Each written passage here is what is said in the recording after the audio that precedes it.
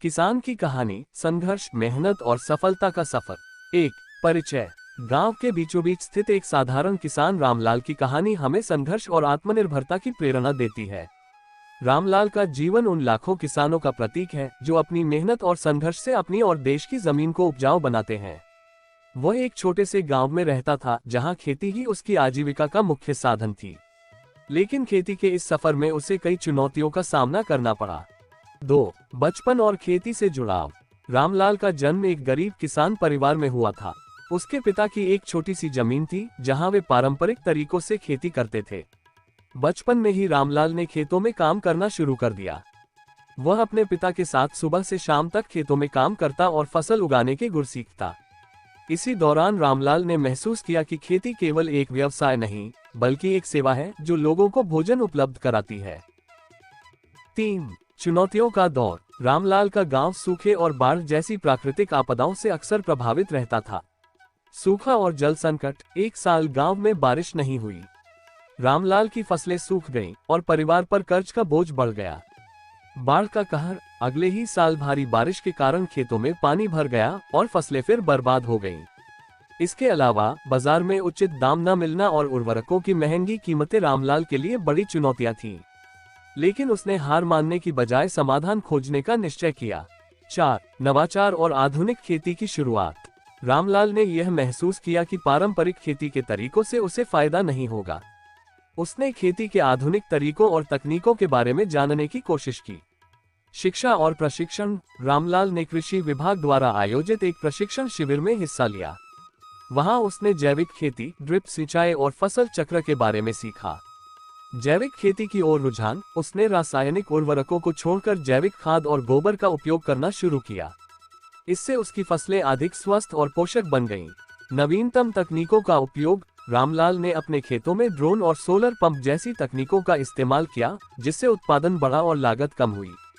5. सामूहिकता और सहकारिता। रामलाल ने समझा कि अकेले संघर्ष करना मुश्किल है। उसने गांव के अन्य किसानों को संगठित किया और एक किसान समूह बनाया, कृषि सहकारी समिति। इस समिति के माध्यम से किसानों ने बीज, उर्वरक और उपकरणों की सामूहिक खरीद की जिससे लागत कम हुई।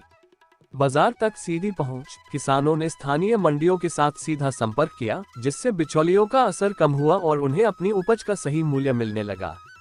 सफलता की ओर कदम। रामलाल की मेहनत रंग लाए। उसकी फसलें न केवल बेहतर उत्पादन देने लगी बल्कि बाजार में उनकी मांग भी बढ़ी।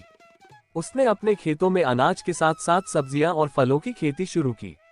मल्टी क्रॉपिंग का उपयोग। रामलाल ने अलग अलग फसलें उगाकर अपनी आय को बढ़ाया।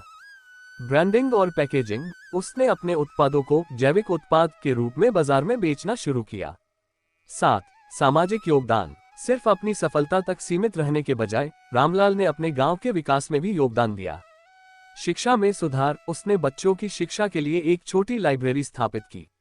पानी की समस्या का समाधान। रामलाल ने गांव में एक तालाब खुदवाया जो बारिश के पानी को संरक्षित करता था। अन्य किसानों के लिए प्रेरणा। उसने अपने अनुभवों को साझा करते हुए अन्य किसानों को भी जैविक और आधुनिक खेती के लिए प्रेरित किया। 8. संघर्ष की कहानी से प्रेरणा। रामलाल की कहानी यह सिखाती है कि मेहनत, धैर्य और आधुनिक तकनीकों को अपनाकर कोई भी किसान अपनी तकदीर बदल सकता है। प्राकृतिक आपदाएं, आर्थिक संकट और सामाजिक समस्याएं जीवन का हिस्सा हैं, लेकिन उनका समाधान खोजकर ही हम आगे बढ़ सकते हैं।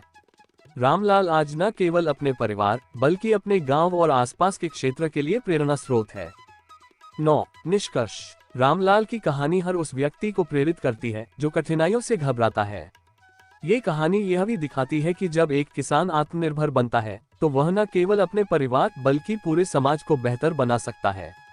रामलाल ने साबित किया कि सही दृष्टिकोण, तकनीकी ज्ञान और सामूहिकता के माध्यम से खेती को एक लाभकारी और सम्मानजनक पेशे में बदला जा सकता है। योजक चिन्ह, योजक चिन्ह, योजक चिन्ह। ये कहानी न केवल एक किसान की सफलता का दस्तावेज है बल्कि यह भारतीय कृषि के उज्जवल भविष्य की झलक भी देती है।